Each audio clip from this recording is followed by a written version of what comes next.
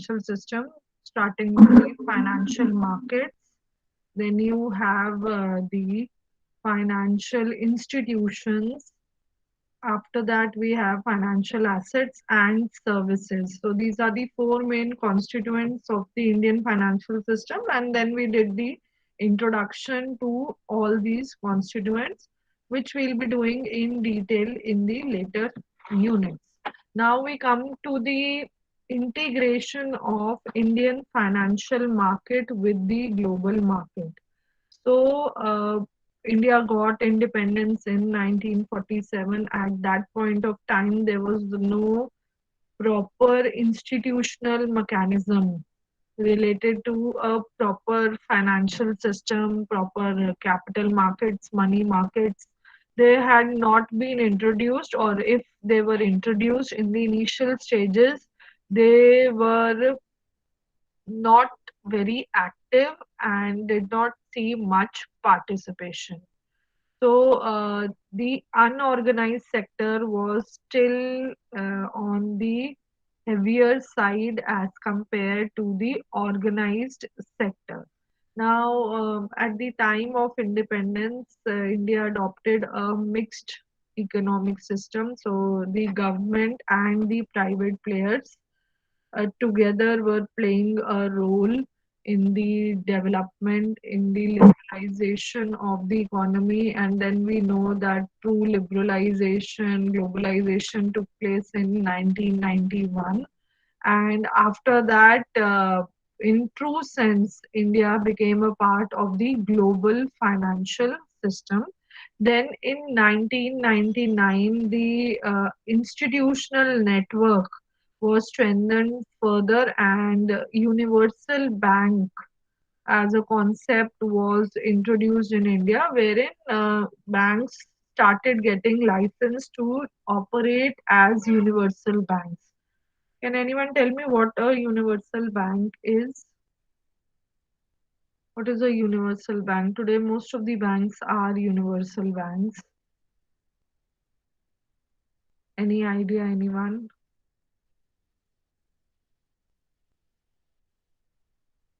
Okay, so the prime job of a bank is to give out loans and to accept deposits, and it is through interest exchange that a bank is earning revenue.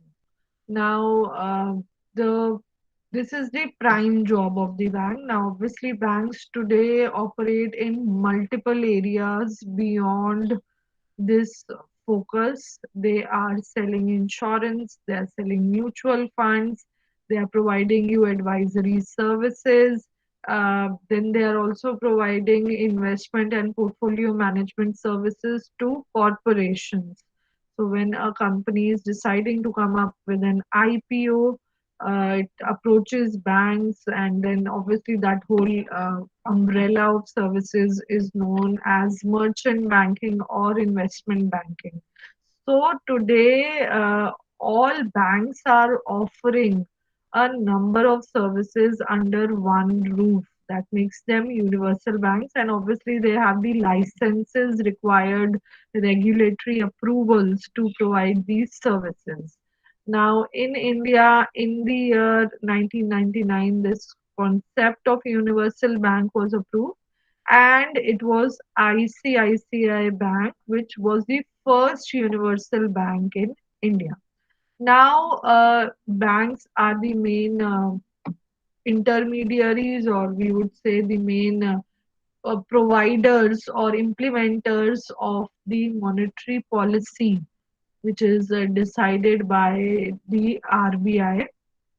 And in true sense, they implement the provisions or the directions there, and then that effect is felt throughout the economy. Now, our economy is open, so it's not only the actions or the events taking place within the country that are affecting the financial system, but also what is happening outside, what is happening world over impacts our markets, and the way the policies of our financial institutions. So everything is closely linked. If there is any murmur about an interest change in the US, if the Fed Bank there is increasing the interest rate, the repercussions are felt here in the Indian financial markets also. So, any failure, any fraud coming to the picture, which is of obviously a major proportion, so that also impacts if that is happening somewhere globally. So if it was the subprime crisis or the Greek crisis, though limited impact, but yes, there has been an impact on the financial markets. And then if I say not only the impact in the short run, but it also impacts the long run policies of the government and the regulatory institutions. So we can say today Indian financial system is truly integrated with the global financial system, and the impact, the effect is a two-way channel there. Moving ahead, now we talk about the main regulatory institutions in India, and the first and foremost institution that comes up to our mind is RBI, so Reserve Bank of India. It is not only the main regulatory authority for the banking structure, but it also supervises all the developments in the economy. It is framing all the policies, and basically we talk about the monetary policy being one of the foremost instruments that is being used by RBI to influence the flow or to manage the flow of funds in the Indian economy in the country. So let's move ahead. Let's talk about RBI. So RBI is our central bank, and it was established in the year 1935 in Calcutta. Um, After that, it was moved permanently to Mumbai. It was nationalized in 1949, and today all the activities of RBI are regulated by the RBI Act.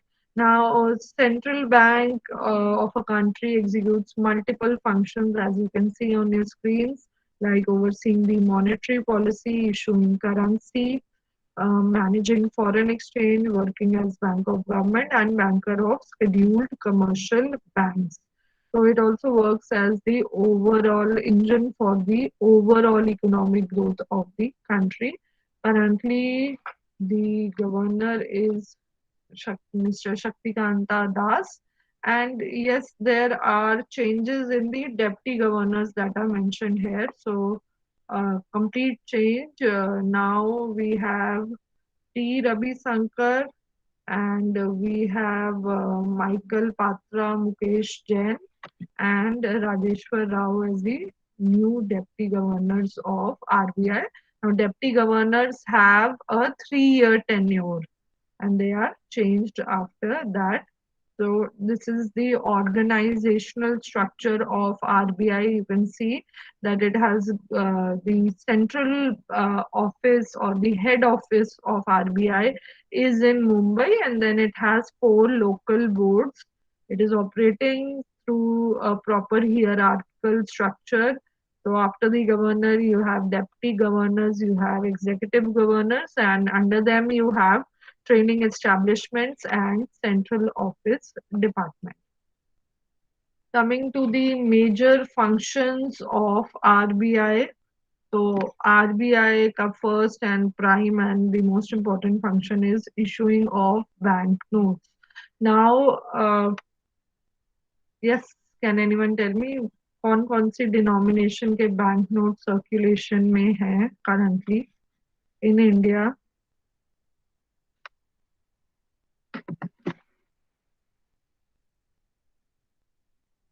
So the currency symbol used for the Indian currency is Ra. Ra is picked from Devanagari script, and this is now the prime symbol of the Indian currency. Indian INR जो है, now the symbol is Ra. Okay, or the Latin capital letter R. Okay, now yes, which denomination of notes is in circulation in India? Who will tell me? कौन से bank notes हैं circulation में?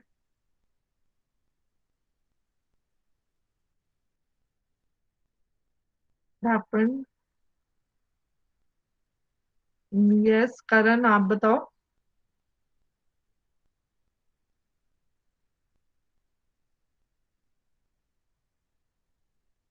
प्रथम.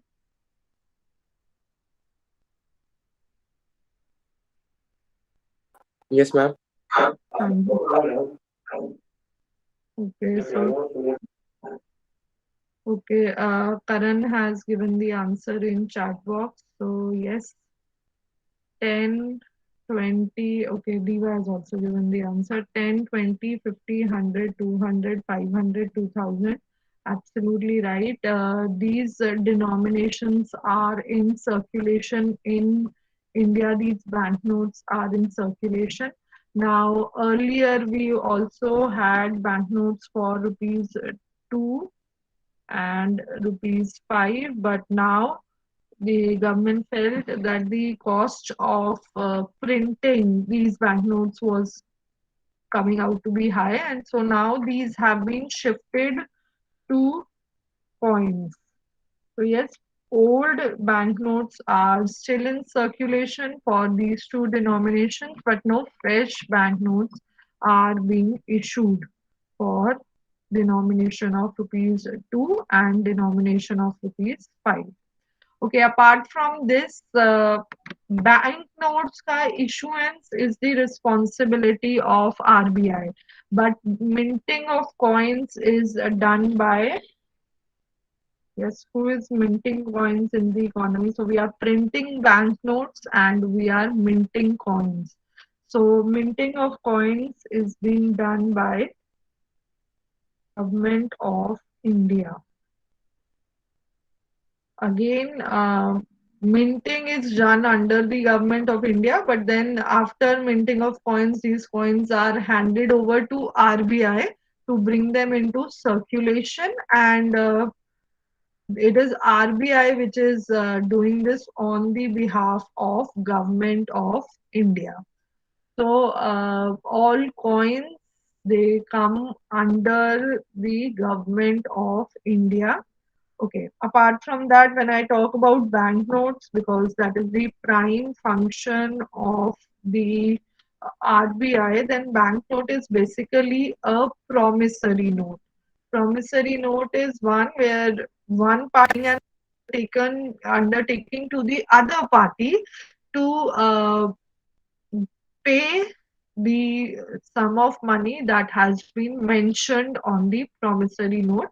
So again, on a banknote, you see the statement that I promise to pay the bearer the sum of rupees. So here, the promissory note again has that undertaking.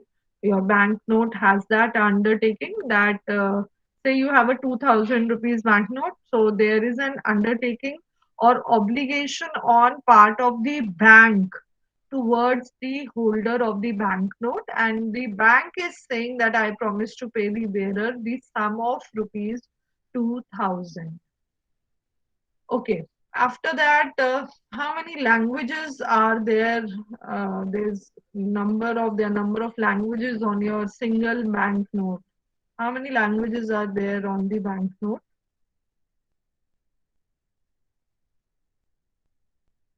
तो language panel होता है आपके bank note में, उसमें there are how many languages? Okay, 15 plus 2, yes, 17 is the total. तो 15 तो वहां पर लैंग्वेजेस हैं जो लैंग्वेज पैनल है, and then you have Hindi and English on the banknote. So Hindi prominently centre में होती है और इंग्लिश जो होती है वो reverse side of the bank note पे होती है. अगेन सीरियल नंबर्ड होते हैं bank notes and different serial numbers you see on banknotes. Sometimes, yes, it is possible that two or more banknotes they have the same serial number, but कुछ ना कुछ difference होगा वहाँ पर, say with respect to the uh, year of printing or signature of the governor, and currency banknotes are made up of 100% cotton. The highest denomination banknote that was ever issued in India was of rupees how much?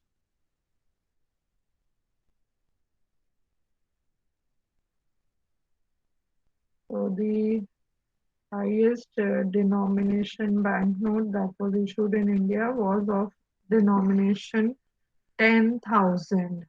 So this came in the year 1938. फिर demonetization हुई. So demonetization is a kind of traditional concept for the Indian economy. So it happened in 1946.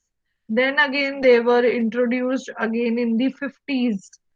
But later in 1978, the 10,000 rupee note was permanently demonetized. So this is all about the banknotes which are issued by RBI. So obviously there are printing press for banknotes, and then there are coinages where minting of notes is done. Uh, in India, you have four currency presses and four mints. तो ये सब बहुत popular हुए थे ये terms. ये sorry, these locations became very popular when the last demonetization took place, and then currency chests are maintained by some authorized banks by RBI. तो वो अपने पास basically they are warehouses of banknotes and coins, and they are storing these surplus stock on behalf of RBI. And then when the RBI demands, they circulate those banknotes and rupee coins. Okay, so what is the role of RBI in currency management? That is what we have seen. So RBI is also making sure that the quantum of currency to be printed each year. Can RBI print any amount of currency? So this is again a layman question. Ki क्या problem है? Why is there's so much poverty? We can simply ask RBI to print more and more banknotes, and then they can be brought in circulation and in the hands of underprivileged. Is that a viable policy?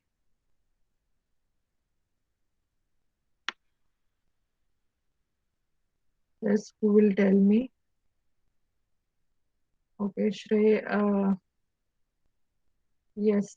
So Shrey, you can unmute yourself and then give an explanation. Ma'am, generally, sorry, yes, हाँ जी. am I Problem audible, with ma'am? it. Yeah, you are audible. All right, I was getting some kind of disturbance. I'm saying, ma'am, that RBI cannot print any amount of currency as they have to back the, as you said, they are a promissory note kind of thing. So Yeah, they have to back the currency with some kind of assets. Like RBI usually holds forex or gold reserves in such okay, cases. okay. And again, uh, endless printing of currency is not feasible unless and until that is matched by a proper growth in GDP, proper production in the economy, and then you also have to consider the inflation, interest rates.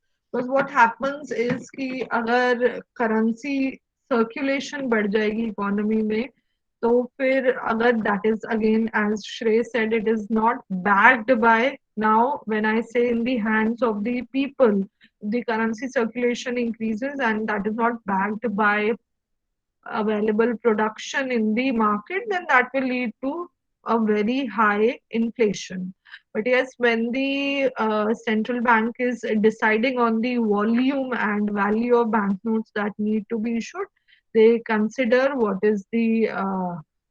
are the notes in circulation, the quantum of notes in circulation, the need to replace the mutilated notes जो खराब हो गए हैं, and again the number of statistical models that are followed, and then it is decided on the basis of expected GDP, inflation, interest rates, that how much more volume of notes needs to be circulated in the economy. Okay, so RBI is the central authority, so whole concentration of issuance of banknotes is with RBI, and it is working very effectively in this domain. Okay, coming to the next function of RBI. So RBI is the banker to the government. All of us know the government is operating, all the banking needs of the government are catered by the RBI. Yes, I can see two more points. Yes, there will be an income gap and it will devalue the value of our currency in the exchange market. Absolutely right. That is what has been seen with many economies. They deliberately also devalue. तो उसमें China is the best example, devaluation करते हैं अपनी currency का ताकि उनके जो goods हैं उनकी डिमांड फॉरेन मतलब ग्लोबल मार्केट में इंक्रीज हो जाए. तो yes, that would also be one of the two of the reasons why RBI is not coming up with endless printing of notes. Okay, coming to banker to government, तो bank जो government of India के जो भी accounts हैं those are being maintained by RBI. तो चाहे वो tax collection है, एक्साइज ड्यूटी कलेक्शन है, या जो भी ट्रांसफर हो रहा है to states and whatever is वो जो जीएसटी का जो भी सर्कुलेशन है, that is all taking place through RBI. Then it is also the custodian of cash reserves of commercial banks. तो जो भी CRR है that is being deposited by commercial banks with RBI, and duty of RBI to maintain those cash reserves on behalf of the commercial banks. So right now CRR is 4%. So out of every rupees 100 deposited with the commercial bank, 4 rupees is kept as security with RBI. Okay, next we come to custodian of countries' foreign currency reserves. तो जो भी forex reserves हैं India के, those are being maintained and they are being kept with RBI. Now, if I talk about the forex reserves, all of you know that over the years forex reserves are increasing. And world over, अगर forex reserves की बात करें, then India is at which position?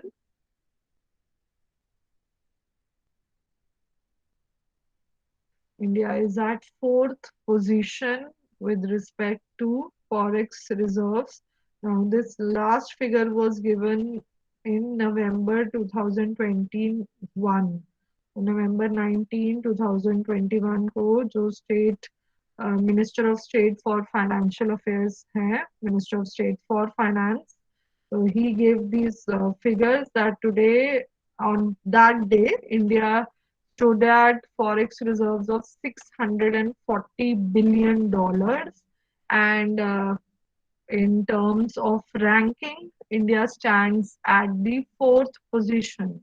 So you have three more countries which have higher forex reserves than India. Make a guess which are these countries. Yes, you can put your answers in the chat box. Which are these countries? which have US is not there. US for dollars क्या maintain करने, US is not in the list.